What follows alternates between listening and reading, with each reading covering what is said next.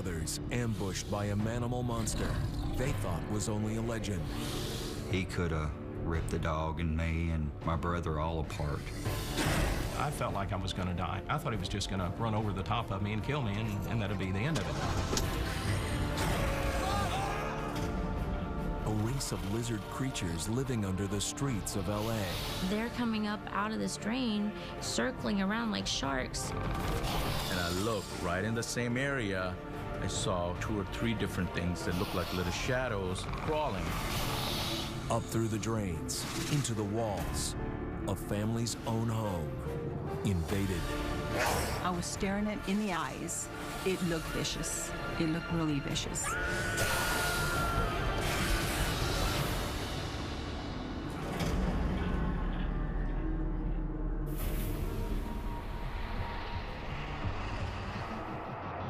Within the state of Tennessee, the mountainous region along its eastern border is like a world unto itself.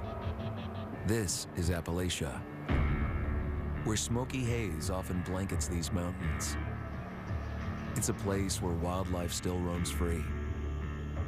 A region where small communities of hill people cling to long-held traditions. There are several areas in East Tennessee where people stay away from because they're afraid to go into a particular place. Either they've heard a story or they've encountered something themselves that they simply can't explain. Prominent among those beliefs is a steadfast conviction about a mysterious creature, somehow both animal and man, a beast that's been whispered about for generations. My dad once told me when I was young that if you hunt these mountains long enough, that you will see strange things and you will see some things you probably shouldn't see.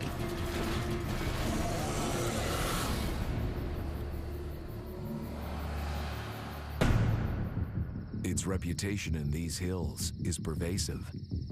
Countless sightings, terrifying encounters. Many of the reports I've gathered over the years, the people were so frightened. You could hear it in their voice would shake, their voice would tremble.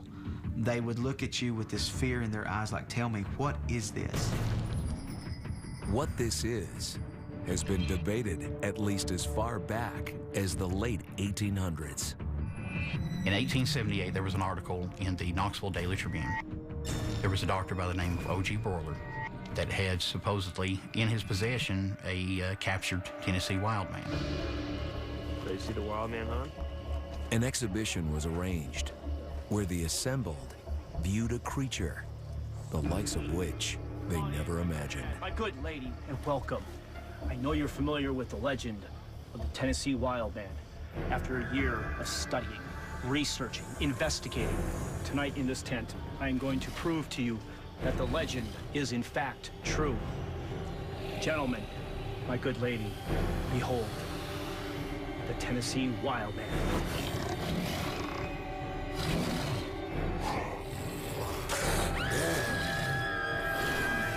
Be afraid, he's chained down, he can't hurt you. For the longest time, the Tennessee Wildman has existed in rumor and legend. But for 2 brothers, it would become something very, very real. It was the scariest thing I've ever seen in my life. I thought we were going to die.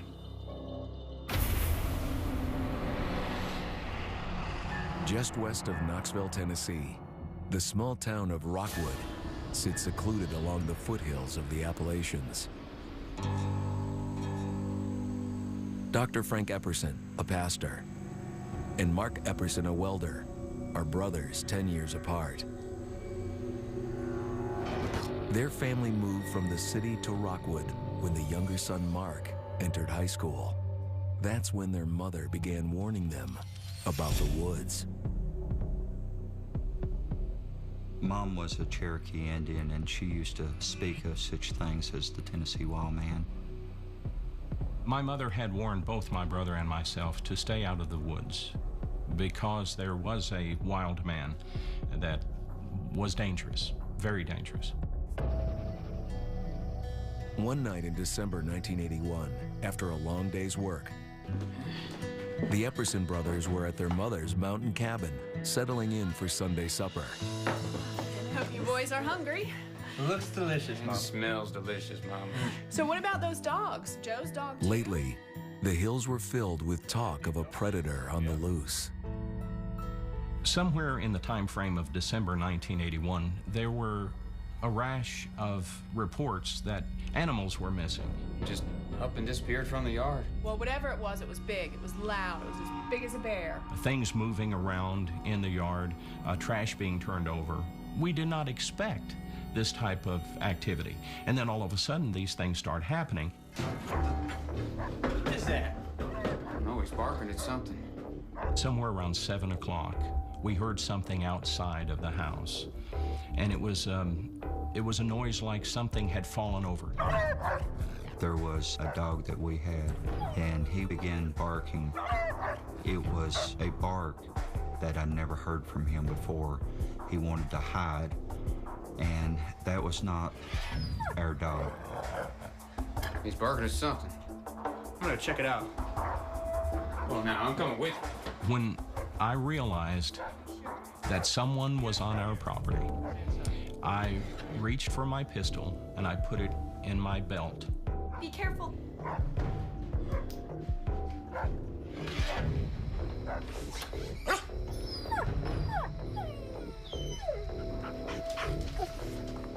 I thought I was going to confront a robber, a burglar, someone who wanted to vandalize our stuff or steal something.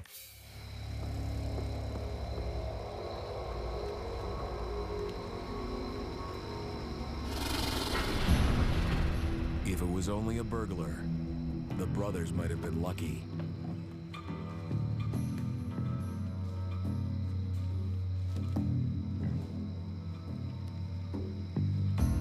I went right.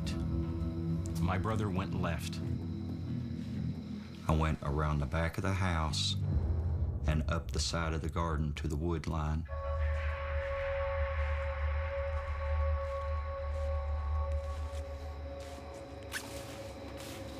I walked to the edge of the woods and I began to smell this odor.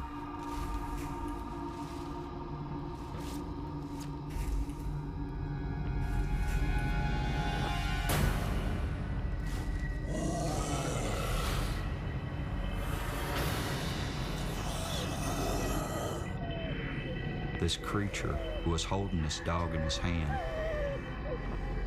and the dog would whimper. And in this dog's eyes, you could see fear. It was fear.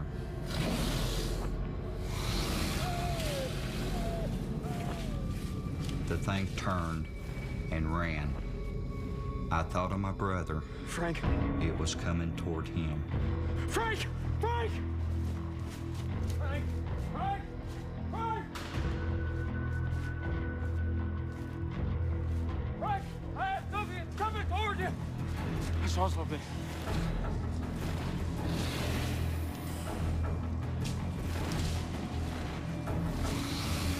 It was the scariest thing I've ever seen in my life. I really didn't think we were going to make it out alive.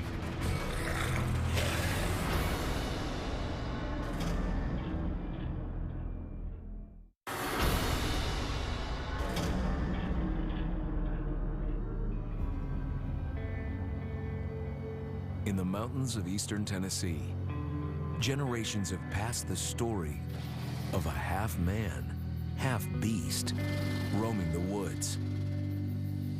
They call it the Wildman.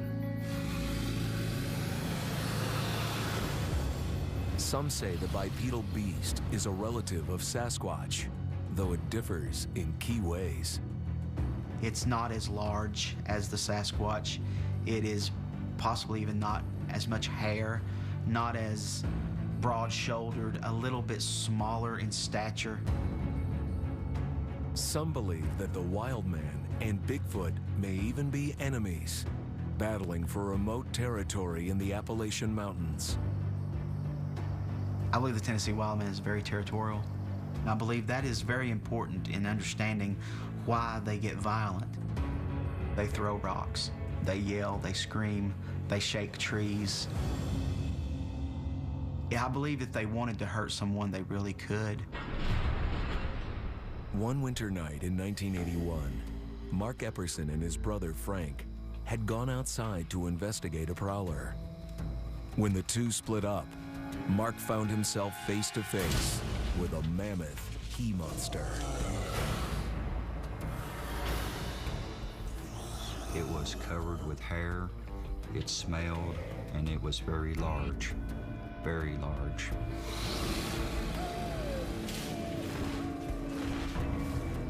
Frank! Frank! Frank! Frank! I yelled at Frank and told Frank that I had something. It was coming toward him. I saw something. And I could hear something huge moving in the wooded area. So I realized that I'm going to meet this thing face to face, head on. So I raised my pistol, waiting for this guy to come through the woods. And I was ready to pull the trigger. The first thing that I saw was eyes.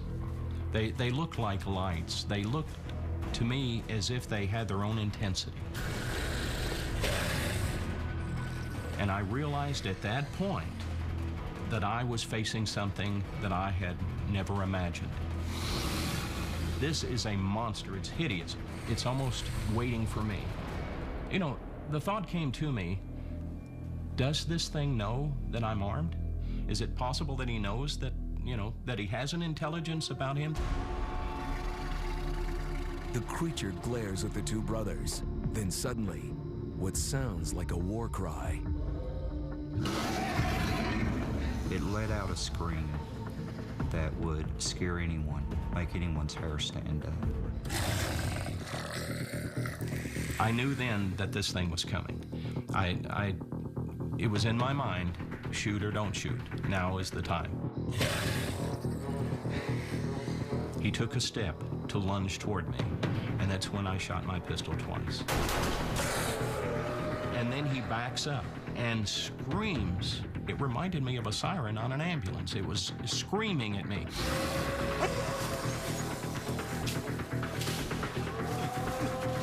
It's fear beyond belief. We felt very lucky and fortunate to be alive and uninjured. What happened? When Mark looked at me, he took me by the shoulders and he said, "This is the Tennessee Wildman." And I put it together then that all these stories were true. For me, the most frightening thing about a wild man is the unknown. We don't know what this thing's capable of. We don't know what its mindset is. A lot of people believe it is a friendly creature that lives in the woods, just wants to be left alone. But there are also those who believe this creature is very dangerous. We really don't know. Over the years, Frank and Mark Epperson aren't the only ones to report a narrow escape from the Tennessee Wildman. The only thing that I knew at the time, that I'm alone in these woods and there's something out here. I'm feeling the most ungodly fear.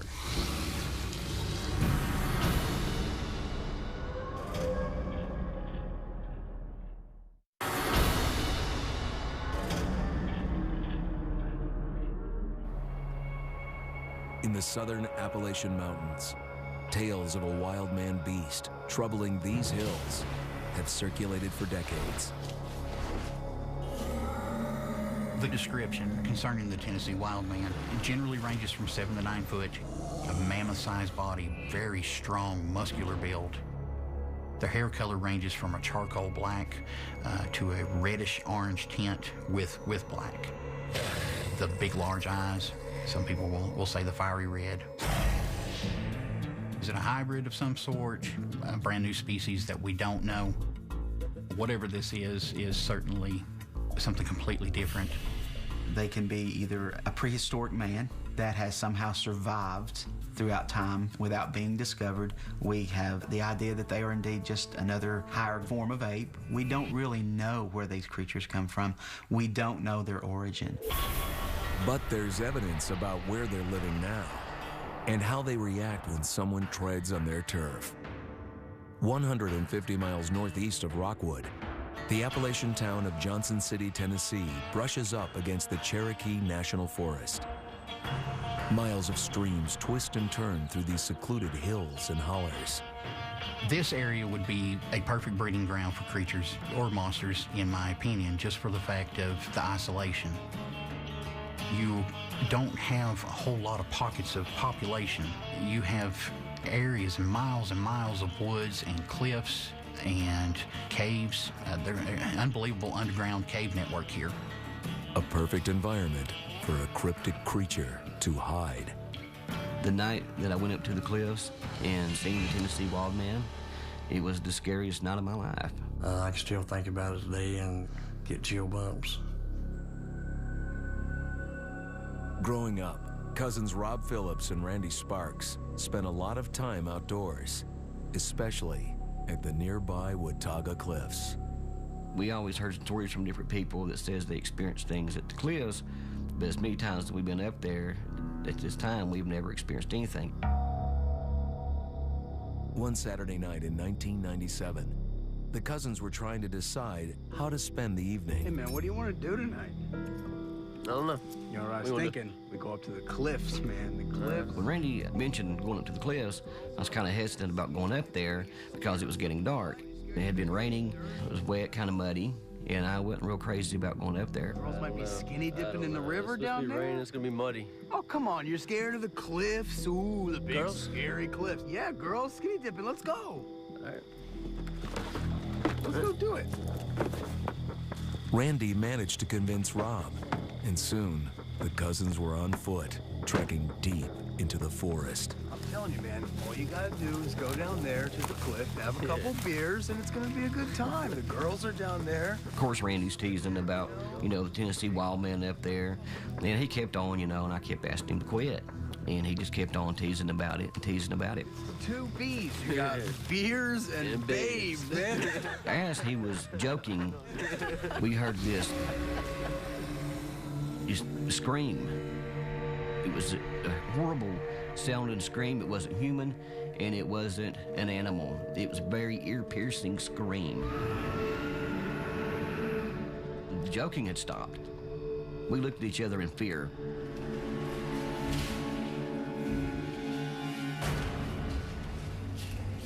We started hearing something heavy walking towards our direction, like it was coming at us.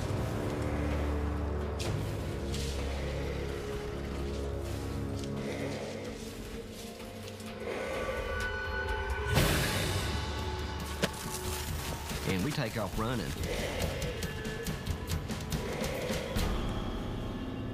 And we ran for a good minute or so before we realized that we're not with each other. Now on his own, Rob would come to know firsthand how physically agile the wild man can be. All of a sudden, I stopped hearing this movement on the ground, and now I'm hearing movement in the trees above me. And about 15, 20 foot in the air, there is this thing standing on a branch of the tree. And it's just standing there, looking towards me. I didn't think there was going to be any escaping this. Swift on the ground and a threat from the trees. I was freaking out. I was fearing for my life.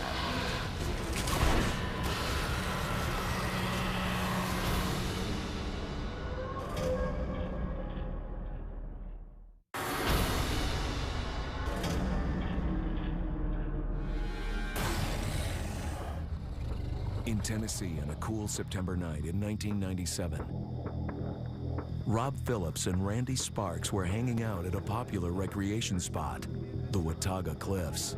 Beers and babes, man. Partying turned to terror. when they heard the piercing screams of an abominable beast.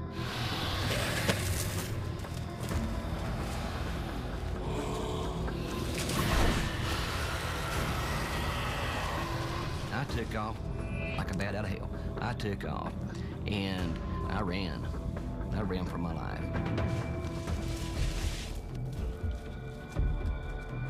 Go, we gotta go, man, we gotta go. The cousins had gotten safely back to their car, but still weren't free of the monster. We gotta go now. Come on, we gotta get out of here. Come on.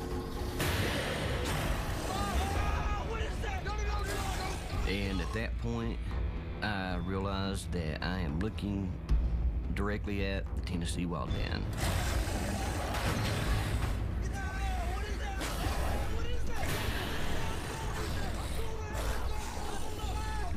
There's at least probably 9 feet tall, big hairy hands, and there's no doubt in my mind it could break the windows out of that cart. And Randy screaming, "Go, go, go!" I stomped the gas, and we left. We split, and we got the heck out of there. It was no longer a story. This legend of the Tennessee Wildman was real. It is hard to fathom the existence of a half-human, half-beast. Only those who have looked into the eyes of the Tennessee Wildman know exactly what they've seen. Whatever this thing is, it's mean. I mean, it's if there is a definition for a monster, this is it.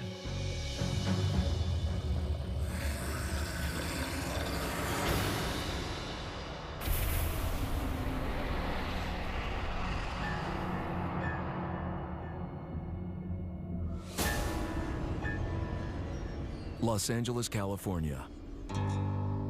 Most residents pay little attention to the ground underfoot. There's the vague and occasional terror of life in an earthquake fault zone.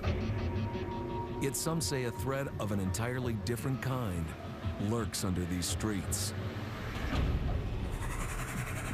Supernatural, sinister, scaly.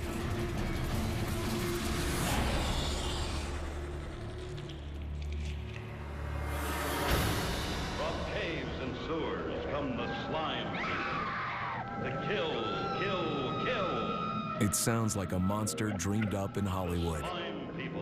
Yet reports of real reptoids continue to arise. Anaheim Hills is a planned community in the suburbs of Los Angeles. It's a safe, quiet neighborhood, the kind of place where people move to raise their kids. Yet underneath the manicured lawns, below the streets, some contend a nefarious neighbor is lurking.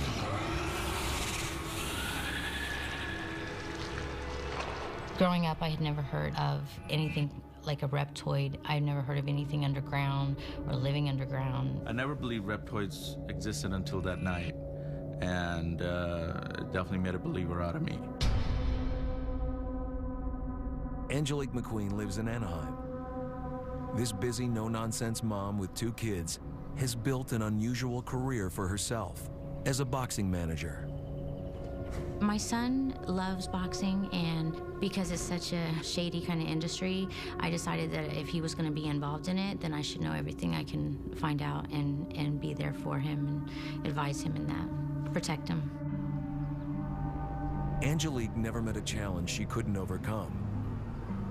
She wasn't the timid type. A night in November 2008 would change all that. On November 27th, just like any other night, I decided to take my dog for a walk. It was a little chilly, and so I put on a heavier coat. As I was walking my dog, I got a very strange sensation that something wasn't right. It's one of those feelings that, you know, danger. Like, maybe I shouldn't go this way. Maybe I should take a turn. Only Angelique kept going, right into harm's way.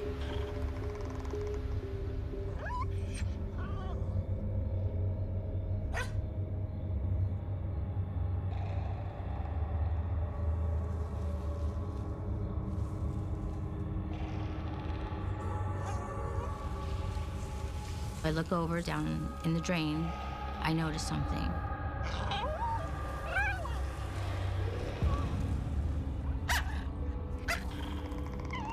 And I see two red eyes glowing, staring at me. It had a round head, glowing red eyes, a pit bull type of head. I couldn't make sense of what I was looking at. It's something I've never seen before. And before I could even think of anything, it pounced right in front of me. The fangs that I saw on this thing, it could have just devoured a person. It was like very evil, sinister, something that just nothing that I've ever felt. This predator has ensnared Angelique in a telepathic trap. The way it had control over my body and my mind was very, very scary. I was afraid, but I just stood there frozen. I couldn't move. I don't know how much time really passed. Feeling she's about to meet her end, Angelique does the only thing she can: run and try to hide. I see a pickup truck. I jump in the back of it. She's safe for the moment, but terrified the creature might find her. Angelique's boyfriend, Raj Jolly, was in their apartment upstairs. I'm shaking, terribly shaking. I'm having a difficult time calling him. I finally get a hold of him. Angelique? Raj, you have to get down here now. I tell him, Raj, run down here, hurry. I could tell that she was terrified. She's really scared. And she said, get down here now. Grab a baseball bat or stick or something. I'll be right there, okay? I just grabbed anything I saw. I thought somebody was attacking her. Back on the street, Angelique realizes the creature is closing in. And there's more than one.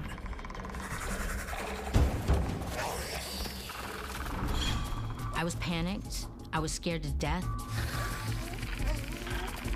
And I think any second it's gonna reach over into the truck and grab me. It's gonna take me. I felt like I was gonna die.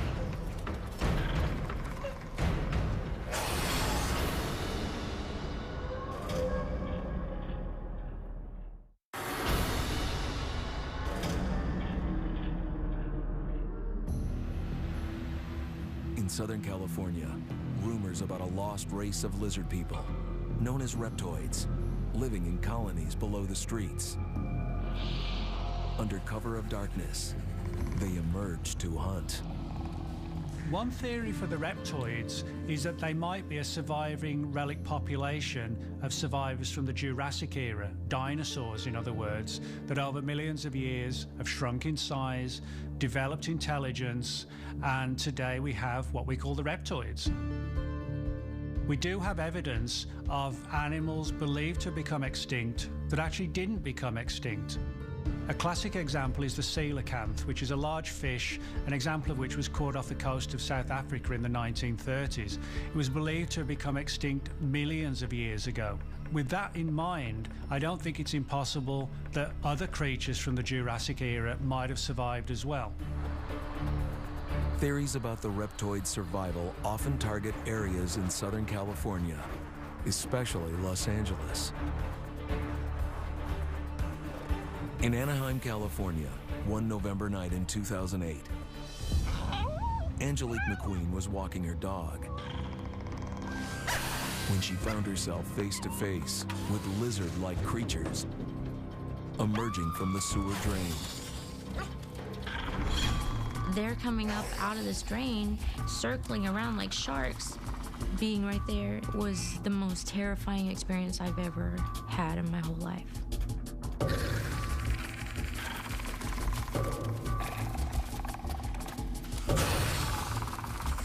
Just as the creatures were gathering force, Angelique's boyfriend ran straight into the middle of the encounter. Are you okay? Careful. There's these creatures, they came from She was terrified. She was still shaking that what she had seen. You stay right here. I was pretty worried because Angelique's a pretty strong person, and she normally nothing scares her. Something about Raj stopped the Reptoids. Almost instantly, they disappeared back into the drain.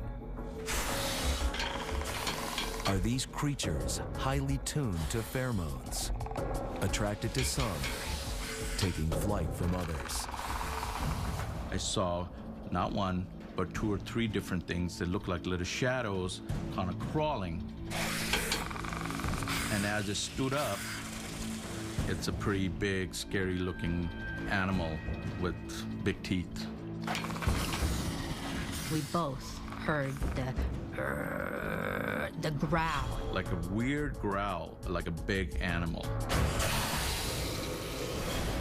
I just knew that I didn't want to mess with this thing anymore. I knew that we had to get out of there, that it could come back up and it could kill us. One night soon after, an awful sound outside the apartment awakes Angelique. It was about 2:30 in the morning, and I heard a big thud against the wall.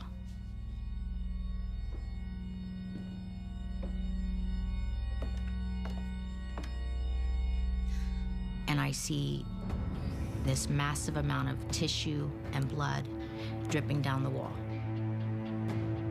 Was it the remnants of a Reptoid victim? Angelique and her family would never know. After that night, I decided I'm moving, I'm getting out of here. There was something very sinister, almost spiritual, evil, something that I did not want to be around any longer.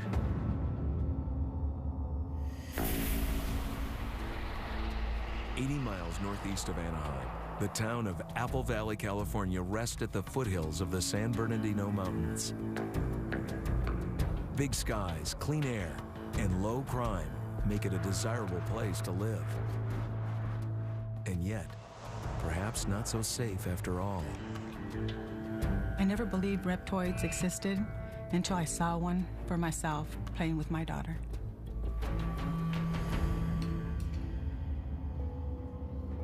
In 1994, Lorena Smith was mother of 3 young children. So what are you doing in your room? Playing. What are you playing? With my toys. Her small craft business allowed her to work at home and look after her youngest child. A child that Lorena thought had an overactive imagination. My daughter had an invisible friend that she liked to play with and bring food to. And I would always make her extra food to take to her friend. One day, Lorena's daughter had a special request for her invisible friend. Do you like another sandwich?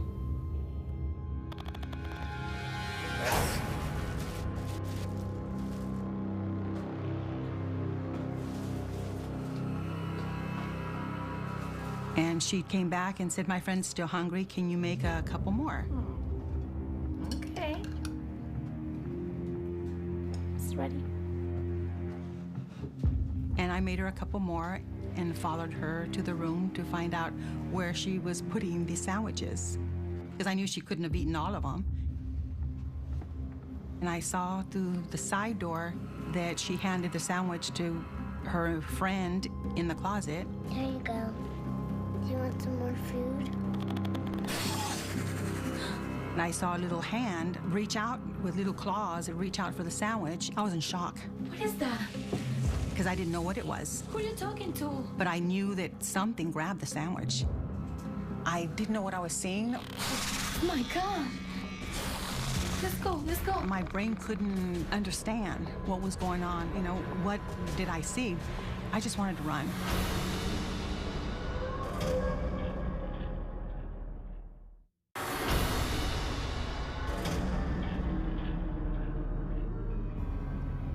Southern California's sunny reputation might be at odds with a certain rumbling under the streets. But this is no earthquake story. Rather, there are claims of subterranean reptoids, prowling through labyrinths underground. Researchers of the Reptoid phenomenon believe that there could be literally hundreds and hundreds of miles of these tunnels deep under California, specifically under LA, totally inaccessible to us. We don't really know what's going on under there. In the 1930s, a mining engineer named W. Warren Shufelt was on the trail of a race of reptoids he was certain lived below LA. Shufelt even obtained permission from the city to pursue the search. His crew dug a number of 1,000-foot shafts that he hoped would reach a catacomb city filled with gold. After a few months of digging, the project was abandoned. No gold, no reptoids. The reptoid phenomenon isn't a new one. We have reports dating back decades of these creatures attacking cars, attacking people, and interestingly enough, vanishing into things like culverts, drains, things like that, suggesting a connection between our world and their underworld. In Apple Valley, California in 2004, Lorena Smith thought she was indulging her daughter's imagination when she made a sandwich for her make-believe friend. She's stunned to find herself confronting a creature that's all too real.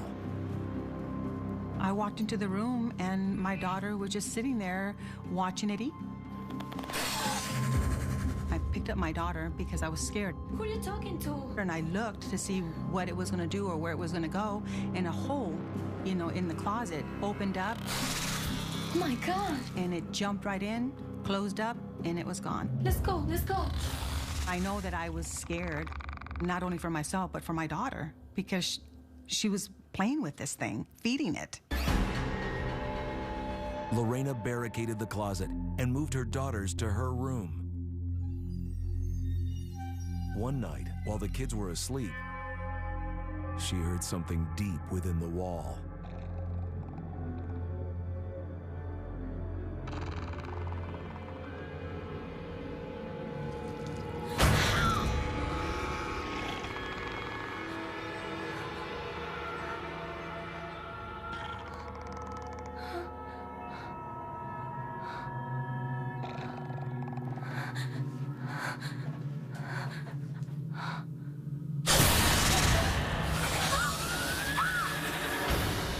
I finally realized that there were reptoids. They were coming in and out of my house. Lorena had pest control problems beyond all imagination. Who do I call? And tell them what? I felt helpless, alone.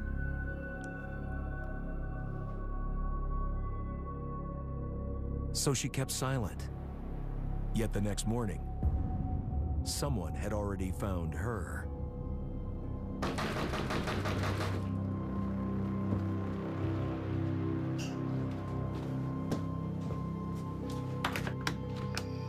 Yes? Good morning. Ms. Smith? Yes. May we come in? Yeah, sure.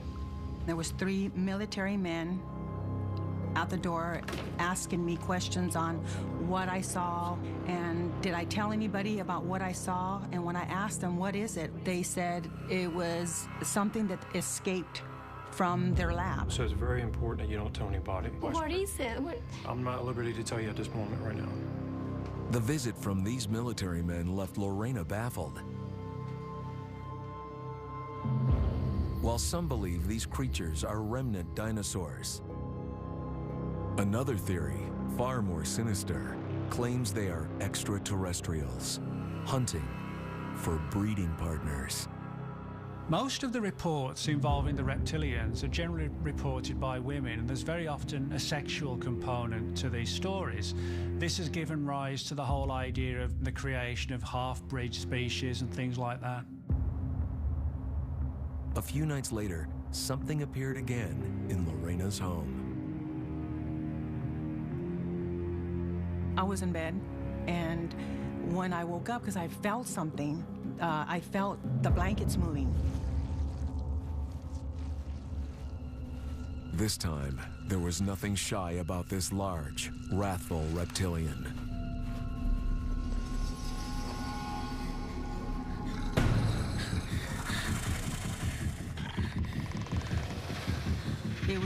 7 foot, 300 pounds, maybe more than that. And around its snout, yellow big eyes. I was terrified. I couldn't move. But I remember I was screaming because I was scared. I thought it was gonna kill me. I could feel his nails as he was pulling me off the bed. When it pulled me by the legs, it had a horrible look in his eyes, and I knew what was coming. I knew what it was gonna do. And it sprayed on me. And that spray stayed on. I don't know if it was like a pheromone, but I know it was a strong spray that I couldn't wash it out of my hair. I couldn't wash it out of my skin. And no matter what I used, tomato juice, but I know it sprayed. And I know it took enjoyment out of what it was doing. I knew it was some kind of reptoid. Then, Lorena's nightmare went from bad to worse. What do you want? Man, we're here about something you may or may not have seen. It came back.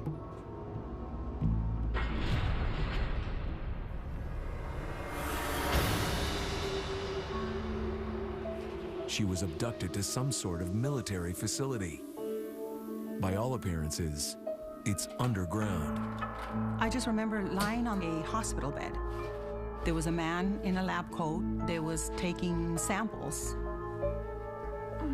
I felt everything, but I was just in almost like a trance state, so I couldn't do really anything. But I saw them drawing blood, looking in my eyes, just like I was getting a full physical. They were doing all these things because I came in contact with a reptoid. And the last word I heard is one of the military men saying that it was just a dream and you won't remember any of it. How could you not? It makes me feel mad because they knew what was going on and they didn't help. 3 months after that, we finally had enough. We packed and we were gone. Lorena left the reptoids behind, but the fear remains.